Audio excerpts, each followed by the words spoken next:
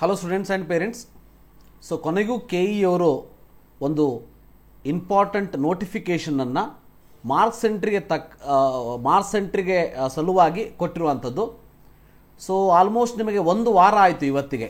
ನೋಡಿ, marks entry ಲಿಂಕನ್ನು ಕೊಟ್ಟಿರೋದು 7ನೇ ತಾರೀಕು ಆದರೂ ಕೂಡ ಅದರ ಬಗ್ಗೆ ನೋಟಿಫಿಕೇಷನನ್ನು ಎಲ್ಲರೂ ಕೂಡ ವೇಟ್ ಮಾಡ್ತಾ ಇದ್ರು. ಬಹಳ ಜನರು ಕನ್ಫ್ಯೂಷನ್ ಮಾಡ್ಕೊಂಡಿದ್ರು, ಯಾರು ಮಾರ್ಕ್ಸ್ ಎಂಟ್ರಿ ಮಾಡಬೇಕು, ಯಾರು ಮಾಡಬಾರ್ದು ಅಂಥೇಳಿ. ಅದರ ಬಗ್ಗೆ ಇವತ್ತು ಕ್ಲಿಯರ್ ಕಟ್ ಆಗಿ ಇನ್ಫಾರ್ಮೇಷನನ್ನು ಕೊಟ್ಟಿದ್ದಾರೆ. ಸೊ ಅದನ್ನು ಹೇಳೋದಕ್ಕಿಂತ ಮುಂಚೆ ಇನ್ನೊಂದು ಇಂಪಾರ್ಟೆಂಟ್ ಅಪ್ಡೇಟ್ ಅಂತಂದರೆ, ಯಾರ್ಯಾರಿಗೆ ಸ್ಪೋರ್ಟ್ಸ್ ಕೆಟಗರಿಯನ್ನು ನೀವು ಹೊಂದಿದ್ದೀರಿ, ಯಾರ್ಯಾರು ಸ್ಪೋರ್ಟ್ಸ್ ಕೆಟಗರಿಯನ್ನು ಹೊಂದಿದ್ದೀರಿ ಅಂದರೆ ನಿಮ್ಮ ಒಂದು ಅಪ್ಲಿಕೇಶನ್ ಫಾರ್ಮಲ್ಲಿ ಸ್ಪೋರ್ಟ್ಸ್ ಕೋಟಾ ಎಸ್ ಅಂತ ಹಾಕಿದ್ದೀರಿ, ಅಂಥವ್ರು ಏನು ಮಾಡಬೇಕು ಅಂತ ಅಂದರೆ, ಸೊ ನಿಮಗೆ ಅಪಾಯಿಂಟ್ಮೆಂಟ್ ಲಿಂಕನ್ನು ಕೊಟ್ಟಿದ್ದಾರೆ. ಈ ಅಪಾಯಿಂಟ್ಮೆಂಟ್ ಲಿಂಕಲ್ಲಿ ನೀವು ಅಪಾಯಿಂಟ್ಮೆಂಟನ್ನು ತೆಗೆದುಕೊಳ್ಬೇಕಾಗ್ತದೆ. ಈ ಅಪಾಯಿಂಟ್ಮೆಂಟನ್ನು ನೀವು 16ನೇ ತಾರೀಕಿನಿಂದ 20ನೇ ತಾರೀಕಿನ ಒಳಗಡೆ ಆ ಟೈಮಲ್ಲಿ ತಗೊಳ್ಬೇಕು. ಸೊ ನೀವು ಸ್ಪೋರ್ಟ್ಸ್ ಕೋಟಾಕ್ಕೆ ಹೋಗಬೇಕಾದ್ರೆ ಸ್ಟೂಡೆಂಟ್ಸ್ ಖುದ್ದಾಗಿ ಹೋಗಬೇಕು. ಹೋಗೋಕ್ಕಿಂತ ಮುಂಚೆ ನೀವು ಈ ಒಂದು ಫಾರ್ಮ್ಯಾಟ್ ಏನಿದೆ, ಈ ಒಂದು ಫಾರ್ಮ್ಯಾಟನ್ನು ಸೈನ್ ಮಾಡಿಸ್ಕೊಂಡು ಹೋಗಬೇಕಾಗ್ತದೆ ನಿಮ್ಮ ಪ್ರಿನ್ಸಿಪಲ್ ಹತ್ರ. ಸೊ ನೀವೇನಾದರೂ 10th ಇಲ್ಲಿ ಅವರು 10th 11th 12th 3 ವರ್ಷದ ಕನ್ಸಿಡರ್ ಮಾಡ್ತಾರೆ. ನೀವು 10th ಸ್ಪೋರ್ಟ್ಸಲ್ಲಿ ಏನಾದರೂ ನ್ಯಾಷನಲ್ ಲೆವೆಲ್ ಇಂಟರ್ನ್ಯಾಷನಲ್ ಲೆವೆಲ್ ಹೋಗಿದರೆ 10th ಸ್ಕೂಲು ಪ್ರಿನ್ಸಿಪಲ್ದು ಸೈನ್ ಮಾಡಿಸ್ಬೇಕು, ಇಲ್ಲ ಹೆಡ್ ಮಾಸ್ಟರ್ ಸೈನ್ ಮಾಡಿಸ್ಬೇಕು. ಕಾಲೇಜಲ್ಲಿ ಹೋಗಿದರೆ ಕಾಲೇಜ್ ಪ್ರಿನ್ಸಿಪಲ್ ಸೈನ್ ಮಾಡಿಸ್ಬೇಕು. 2 ವರ್ಷ 3 ವರ್ಷ ಹೋಗಿದರೆ ಸೊ ಪ್ರಿನ್ಸಿಪಲ್ಲು ಮತ್ತು ಹೆಡ್ ಮಾಸ್ಟರು ಸ್ಕೂಲಿಂದ ಇಬ್ಬರ ಹತ್ರ ನೀವು ಸೈನ್ ಮಾಡಿಸ್ಕೊಂಡು ಬೇರೆ ಬೇರೆ ಪ್ರೊಫಾರ್ಮವನ್ನು ತೆಗೆದುಕೊಂಡು ಹೋಗಬೇಕಾಗ್ತದೆ. ಇನ್ನು ಸ್ಟಡಿ ಸರ್ಟಿಫಿಕೇಟನ್ನು ತೆಗೆದುಕೊಂಡು ಹೋಗಿ, ಸೊ CET 2025 ಅಡ್ಮಿಷನ್ ಕಾರ್ಡ್ ಏನಿದೆ, ಅಡ್ಮಿಟ್ ಕಾರ್ಡ್, ಅದನ್ನು ತೊಗೊಂಡು ಹೋಗಿ ಮತ್ತು ಆನ್ಲೈನ್ ಅಪ್ಲಿಕೇಶನ್ನ ತೆಗೆದುಕೊಂಡು ಹೋಗಿ. ಸೊ ಇಲ್ಲಿ ಸ್ಪೋರ್ಟ್ಸಿಗೆ ಸಂಬಂಧಪಟ್ಟ ಹಾಗೆ ಕೆಲವೊಂದಷ್ಟು ಲೀಸ್ಟನ್ನು ಕೊಟ್ಟಿದ್ದಾರೆ. ಈ ಲೀಸ್ಟನ್ನು ನೀವು ನೋಡ್ತಾ ಹೋಗ್ಬೋದು. ಈ ಲೀಸ್ಟಲ್ಲಿ ವೇಟೇಜ್ ಆಫ್ ಮಾರ್ಕ್ಸನ್ನು ಕೊಟ್ಟಿದ್ದಾರೆ. ಅಂದರೆ ನೀವು ಏನು ಮಾಡ್ತಾರೆ ಅಂತಂದರೆ, ಕೆ ಇ ಅವರು ನಿಮ್ಮ ಹತ್ತಿರ ಇರುವಂಥ ಸ್ಪೋರ್ಟ್ಸ್ ಸರ್ಟಿಫಿಕೇಟ್ಸನ್ನು ನೋಡಿ ಅದರಲ್ಲಿ ಇಲ್ಲಿ ಯಾವ ಒಂದು ಪಾರ್ಟಿಸಿಪೇಷನಲ್ಲಿ ಬರ್ತೀರಿ ಅನ್ನೋದನ್ನು ನೋಡಿಕೊಂಡು ನಿಮಗೆ ಆ ಪರ್ಟಿಕ್ಯುಲರ್ ಮಾರ್ಕ್ಸನ್ನು ಅಸೈನ್ ಮಾಡ್ತಾರೆ. ಯಾರಿಗೆ ಜಾಸ್ತಿ ಮಾರ್ಕ್ಸ್ ಬರ್ತದ ಅವರಿಗೆ ಸೀಟ್ ಸಿಗುವಂಥ ಚಾನ್ಸಸ್ಗಳು ಜಾಸ್ತಿ ಇರ್ತದ ಅನ್ನೋದು ಗೊತ್ತಿರಲಿ. ಸೊ ಇದರಲ್ಲಿ ಎಲ್ಲೂ ಕೂಡ ನಿಮಗೆ ಇಂಟರ್ನ್ಯಾಷನಲ್ಲೇ ಇರ್ತದೆ ಹೊರತು ಈವನ್ ನೀವು ನ್ಯಾಷನಲ್ ಲೆವೆಲಲ್ಲಿ ಪಾರ್ಟಿಸಿಪೇಟ್ ಮಾಡಿದರೂ ಕೂಡ ಅದು ಇರೋದಿಲ್ಲ. ಸೊ ನ್ಯಾಷನಲ್ ಲೆವೆಲಲ್ಲಿ ಗೋಲ್ಡ್ ಮೆಡಲ್ ತೊಗೊಳ್ಬೇಕು, ಇಲ್ಲ ಸಿಲ್ವರ್ ಅಥವಾ ಬ್ರಾಂಜಲ್ಲಿ ತೆಗೆದುಕೊಂಡಿರಬೇಕು. ನೀವು ಬರೀ ಪಾರ್ಟಿಸಿಪೇಷನ್ ಇದ್ದರೆ ಬರೋದಿಲ್ಲ. ಓಕೆ, ಸೊ ಅದಕ್ಕಾಗಿ ಬೇರೆ ಬೇರೆ ರೀತಿ ಇದೆ, ಅದನ್ನೆಲ್ಲ ನೋಡ್ಕೊಳ್ಳಿ. ಸೊ ಅದರ ಡಿಪೆಂಡಿಂಗ್ ಆನ್ ನಿಮಗೆ ಮಾರ್ಕ್ಸನ್ನು ಕೊಡ್ತಾರೆ. ಆ ಮಾರ್ಕ್ಸ್ ಯಾರಿಗೆ ಜಾಸ್ತಿ ಇರ್ತದೆ ಅವರನ್ನು ಕನ್ಸಿಡರ್ ಮಾಡ್ತಾರೆ. ಅಂದರೆ ನಿಮಗೆ ಸೀಟ್ ಸಿಗುವಂಥ ಚಾನ್ಸಸ್ ಜಾಸ್ತಿ ಇರ್ತದೆ. ಇದು ಸ್ಪೋರ್ಟ್ಸಿಗೆ ಸಂಬಂಧಪಟ್ಟಾಗೆ 16ರಿಂದ 20ನೇ ತಾರೀಕಿನ ಒಳಗಡೆ ನೀವು ಈ ಒಂದು ಸ್ಪೋರ್ಟ್ಸ್ ಕ್ಯಾಟಗರಿ ಸಂಬಂಧಪಟ್ಟಂತೆ ಅಪಾಯಿಂಟ್ಮೆಂಟನ್ನು ತೆಗೆದುಕೊಳ್ಬೇಕು. ಅಪಾಯಿಂಟ್ಮೆಂಟ್ ಲಿಂಕನ್ನು ಕೂಡ ಇಲ್ಲಿ ಕೊಟ್ಟಿದ್ದಾರೆ ನೋಡಿ, ಫಸ್ಟ್ ಒನ್. ಸೊ ಆ ಲಿಂಕನ್ನು ತೆಗೆದುಕೊಂಡು ನೀವು ಅಲ್ಲಿ KAಗೆ ಹೋಗಿಬಿಟ್ಟು ಸ್ಪೋರ್ಟ್ಸ್ ಡಾಕ್ಯುಮೆಂಟ್ಸನ್ನು ಸಬ್ಮಿಟ್ ಮಾಡಬೇಕು.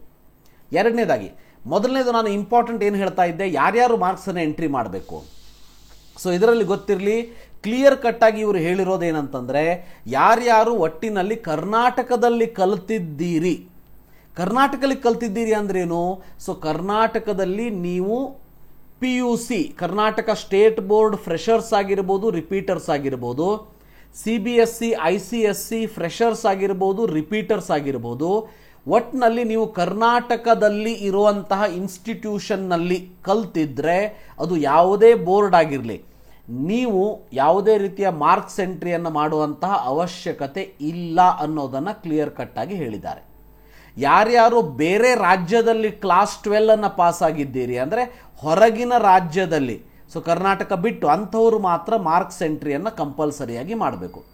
ಕರ್ನಾಟಕದಲ್ಲಿ ನೀವು ಫ್ರೆಷರ್ಸ್ ಆಗಲಿ, ರಿಪೀಟರ್ಸ್ ಆಗಲಿ, ಕರ್ನಾಟಕ ಸ್ಟೇಟ್ ಬೋರ್ಡ್ ಆಗಿರಲಿ ಅಥವಾ CBSE ICSC ಯಾವುದಾದ್ರೂ ಬೋರ್ಡ್ ಆಗಿರಲಿ, ಸೊ ನೀವು ಮಾರ್ಕ್ಸ್ ಎಂಟ್ರಿಯನ್ನು ಮಾಡುವಂತಹ ಅವಶ್ಯಕತೆ ಇಲ್ಲ.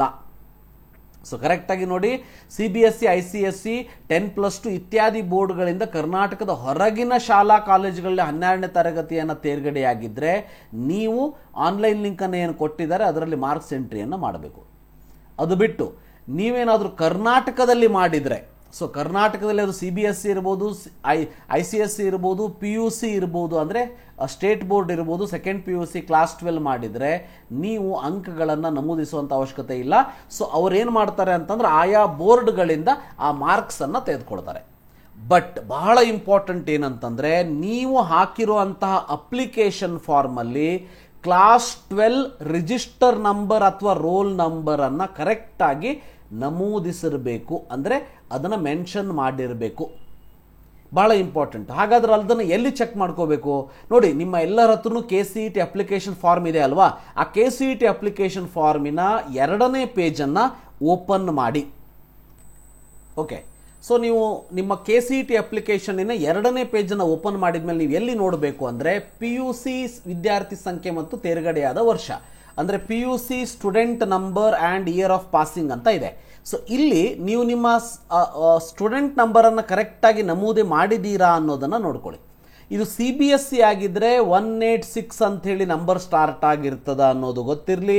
ಸೊ CBSE ಏನಾದರೂ ನೀವು ಸ್ಟೇಟ್ ಬೋರ್ಡ್ ಆಗಿದ್ರೆ ನೀವು 2024 ಪಾಸ್ ಆಗಿದ್ರೆ 2024 ಅಂತ ಬಂದಿರ್ತದೆ, 23ದಲ್ಲಿ ಪಾಸ್ ಆಗಿದ್ರೆ 23 ಅಂತ ಬರ್ತದೆ, ಅಥವಾ ಅವಾಗ ಮೇ ಬಿ 6 ಡಿಜಿಟ್ ನಂಬರ್ ಇತ್ತು ನಿಮಗೆ, ಅದು ಬಂದಿರ್ತದೆ. ಅಥವಾ 2025 ಪಾಸ್ ಆಗಿದ್ರೆ 2025 ಅಂತ ಬರ್ತದೆ. ಇದರಲ್ಲೂ ನಾನೇನು ಹೇಳ್ತೀನಿ ಅಂದರೆ ಕರ್ನಾಟಕ PU ಬೋರ್ಡಿಂದ ನೀವು ರಿಪೀಟರ್ಸ್ ಆಗಿರ್ಬೋದು, ಫ್ರೆಷರ್ಸ್ ಆಗಿರ್ಬೋದು, ಯಾವುದೇ ತಲೆ ಕೆಡಿಸ್ಕೊಳ್ಳೋ ಅವಶ್ಯಕತೆನೇ ಇಲ್ಲ. ಯಾಕೆ ಅಂತಂದರೆ ಅಪ್ಲಿಕೇಶನ್ ಹಾಕುವಂತಹ ಸಂದರ್ಭದಲ್ಲಿ ನೀವು ಆ ಒಂದು ರೋಲ್ ನಂಬರ್ನ ಕರೆಕ್ಟಾಗಿ ಹಾಕಿಲ್ಲ, ಮತ್ತು ಆ ರೋಲ್ ನಂಬರ್ ಹಾಕಿದಾಗ ನಿಮ್ಮ ನೇಮು ಮ್ಯಾಚ್ ಆಗಿಲ್ಲ ಅಂದರೆ ನೀವು ನೆಕ್ಸ್ಟ್ ಪೇಜಸ್ಗಳನ್ನು ಅಪ್ಲಿಕೇಶನ್ ಫಾರ್ಮ್ ಫಿಲ್ ಮಾಡಿ ಫೈನಲ್ ಮಾಡೋದಕ್ಕೆ ಸಾಧ್ಯನೇ ಆಗ್ತಿರಲಿಲ್ಲ. ನೀವೇನಾದರೂ ಅಪ್ಲಿಕೇಶನ್ ಹಾಕಿದ್ದಿದ್ರೆ ನಿಮ್ಗೆ ಅರ್ಥ ಆಗಿರ್ತದೆ ನಾ ಏನು ಹೇಳ್ತಾ ಇದ್ದೀನಿ ಅಂತೇಳಿ. ಆದರೆ CBSE ಅವರಿಗೆ ಆಪ್ಷನ್ ಇತ್ತು, ನಾವೇ ಎಂಟ್ರಿ ಮಾಡಬೇಕಿತ್ತು. ಅದಕ್ಕಾಗಿ ಇದನ್ನು ಕರೆಕ್ಟಾಗಿ ಯಾರು ನೋಡ್ಕೊಳ್ಬೇಕು ಅಂದರೆ CBSE ಅಥವಾ ICSE ಬೋರ್ಡ್ದವರು ಕರೆಕ್ಟಾಗಿ ನೋಡ್ಕೋಬೇಕು. ICSEದವರು ಜನರಲಿ ಇರೋದಿಲ್ಲ, CBSE ಕ್ಲಾಸ್ 12 ಬಹಳಷ್ಟು ಕಡೆ ಇರ್ತದೆ. ಸೊ CBSE ಕ್ಲಾಸ್ 12ದವರು ಏನು ನೋಡ್ಕೋಬೇಕು ಅಂತ ಅಂದರೆ ಈ ರೀತಿ 181 ಅಥವಾ 186 ಅಂತ ಹೇಳಿ ನಿಮ್ಮದೇನು ಸ್ಟಾರ್ಟ್ ಆಗ್ತದೆ ನಂಬರು, ಇವರು ಕೂಡ CBSE ರಿಪೀಟರ್ಸ್ ಆಗಿದ್ರೆ ಅದು ಅಪ್ಲಿಕೇಶನ್ ಫಾರ್ಮ್ ಫಿಲ್ ಮಾಡುವಂಥ ಸಂದರ್ಭದಲ್ಲಿ ಹಾಕಿಬಿಟ್ಟಿರ್ತಾರೆ. ಆದರೆ ಯಾರಾದರೂ ಸ್ಟೇಟ್ ಬೋರ್ಡ್ ಆಗಿದ್ದರೆ ಮಾತ್ರ ಈ 1861 ಸ್ಟಾರ್ಟ್ ಆಗುವಂತಹ ನಂಬರನ್ನು ನೀವು ಎಂಟ್ರಿ ಮಾಡಬೇಕು. ನಿಮ್ಮ ರೋಲ್ ನಂಬರ್ ಅಂತೇಳಿ ನಿನ್ನೆ ಬಂದಿರುವಂಥ ರಿಸಲ್ಟ್ ಶೀಟಲ್ಲಿ ಕೊಟ್ಟಿರ್ತಾರೆ ನೋಡಿ, ಆ ರೋಲ್ ನಂಬರ್ ಅಂತ ಬಂದಿರ್ತದೆ, ಆ ರೋಲ್ ನಂಬರ್ನ ಇಲ್ಲಿ ಎಂಟ್ರಿ ಮಾಡಬೇಕು. ಹಾಗಾದ್ರೆ ಎಲ್ಲಿ ಎಂಟರ್ ಮಾಡಬೇಕು? ಇದು ಕ್ರಾಸ್ ಚೆಕ್ ಮಾಡ್ಕೊಳ್ಳೋದಾಯ್ತು. ಕ್ರಾಸ್ ಚೆಕ್ ಮಾಡ್ಕೊಳ್ಳೋದಕ್ಕೆ ನಿಮ್ಮ ಅಪ್ಲಿಕೇಶನ್ ಫಾರ್ಮ್ ತೆಗೀರಿ, CETದು ಸೆಕೆಂಡ್ ಪೇಜ್ ಅಕಾಡೆಮಿಕ್ ಡೀಟೇಲ್ಸ್ ಹೋಗಿ PUC ಸ್ಟೂಡೆಂಟ್ ನಂಬರ್ನ ಚೆಕ್ ಮಾಡಿ. ಹಾಗಾದ್ರೆ ನೆಕ್ಸ್ಟ್ ಕ್ವಶನ್ ಏನಿರ್ತದೆ ವಿದ್ಯಾರ್ಥಿಗಳದು ಅಂತಂದ್ರೆ ಎಲ್ಲಿ ನಾನು ಈ ರೀತಿ ಚೇಂಜಸ್ಗಳನ್ನು ಮಾಡ್ಕೋಬೇಕು. ಯಾಕಂದ್ರೆ ಬಹಳಷ್ಟು ಜನ ಅಪ್ಲಿಕೇಶನ್ ಹಾಕುವಂಥ ಸಂದರ್ಭದಲ್ಲಿ ಇದನ್ನು ಕೊಟ್ಟಿರೋದಿಲ್ಲ, ಯಾಕಂದ್ರೆ ಆವಾಗ ನಿಮಗಿನ್ನೂ ರೋಲ್ ನಂಬರ್ ಬಂದಿರಲಿಲ್ಲ. ಫ್ರೆಷರ್ಸ್ ಆಗಿದ್ರೆ, CBSE ರಿಪೀಟರ್ಸ್ ಆಗಿದ್ರೆ ನೀವು ಆಲ್ರೆಡಿ ಹಾಕಿಬಿಟ್ಟಿರ್ತೀರಿ. ಸ್ಟೇಟ್ದವರು ಅಂತೂ ತಲೆ ಕೆಡಿಸ್ಕೊಳ್ಳೋ ಅವಶ್ಯಕತೆ ಇಲ್ಲ. ನೀವು ಅದನ್ನು ಹಾಕಿರಲಿಲ್ಲ ಅಂದರೆ ಅಪ್ಲಿಕೇಶನ್ ಫಾರ್ಮ್ ಕಂಪ್ಲೀಟೇ ಆಗೋದಿಲ್ಲ, ರೈಟ್? ಅಂದರೆ ನಿಮಗೆ ಮನಸ್ಸಿಗೆ ಬಂದಿದ್ದು ಯಾವುದೋ ಒಂದು ನಂಬರ್ ಹಾಕಿದರೆ ನಿಮ್ಮದು ಕಂಪ್ಲೀಟ್ ಆಗ್ತಿರಲಿಲ್ಲ ಅಪ್ಲಿಕೇಶನು. ಅದಕ್ಕೆ CBSE ICSE ಅವರು ಮಾತ್ರ ಇದನ್ನು ಎಂಟ್ರಿ ಮಾಡಬೇಕು. ಅಂದರೆ ನಿಮ್ಮ ಒಂದು ಅಪ್ಲಿಕೇಶನ್ ಫಾರ್ಮನ್ನು ಎಡಿಟ್ ಮಾಡ್ಕೊಳ್ಬೇಕು, ಏನಾದರೂ ಆ ರೋಲ್ ನಂಬರ್ ರಾಂಗ್ ಇದ್ದರೆ ಅಥವಾ ಸರಿಯಾಗಿ ಹಾಕಿದ್ದಿಲ್ಲ ಅಂದಿದ್ರೆ ಅಷ್ಟೇ. ಬಿಟ್ಟರೆ ಮಾರ್ಕ್ಸನ್ನು ಎಂಟ್ರಿ ಮಾಡುವಂಥ ಅವಶ್ಯಕತೆ ನಿಮಗೆ ಇಲ್ಲ. ಹಾಗಾದ್ರೆ ಏನು ಮಾಡಬೇಕು? ಅದಕ್ಕೆ ಭಾಳ ಸಿಂಪಲ್ಲು. ಈ ಒಂದು KE ವೆಬ್ಸೈಟಲ್ಲಿ ಕೆಳಗಡೆ ಸ್ಕ್ರೋಲ್ ಡೌನ್ ಮಾಡ್ತಾ ಹೋದ್ಮೇಲೆ ಇಲ್ಲಿ ನೋಡಿ ನಿಮಗೆ ಆನ್ಲೈನ್ ಅರ್ಜಿ ತಿದ್ದುಪಡಿ ಲಿಂಕ್ ಅಂತ ಇದೆ ಅಲ್ವಾ, 18/4/2025 ಕೊಟ್ಟಿರೋದು. ನೀವು ಹೇಳ್ಬೋದು ಸರ್ ಅದು ಆಲ್ರೆಡಿ May 2 ಕ್ಲಾಸ್ ಡೇಟ್ ಇತ್ತು, ಕ್ಲೋಸ್ ಆಗಿದೆ ಅಂತ ಹೇಳಿ. ಇಲ್ಲ, KE ಅವರು ಒಂದು ಒಳ್ಳೆ ಕೆಲಸ ಮಾಡಿದ್ದಾರೆ, ಅದನ್ನು ಇನ್ನೂ ಕ್ಲೋಸ್ ಮಾಡಿಲ್ಲ. ಅದನ್ನು ಕ್ಲಿಕ್ ಮಾಡಿ ನೀವು ನಿಮ್ಮ ಅಪ್ಲಿಕೇಶನ್ ನಂಬರ್ ಇಲ್ಲಿ ರಿಜಿಸ್ಟರ್ಡ್ ಯೂಸರ್ ಅಂತ ಕೊಡಿ.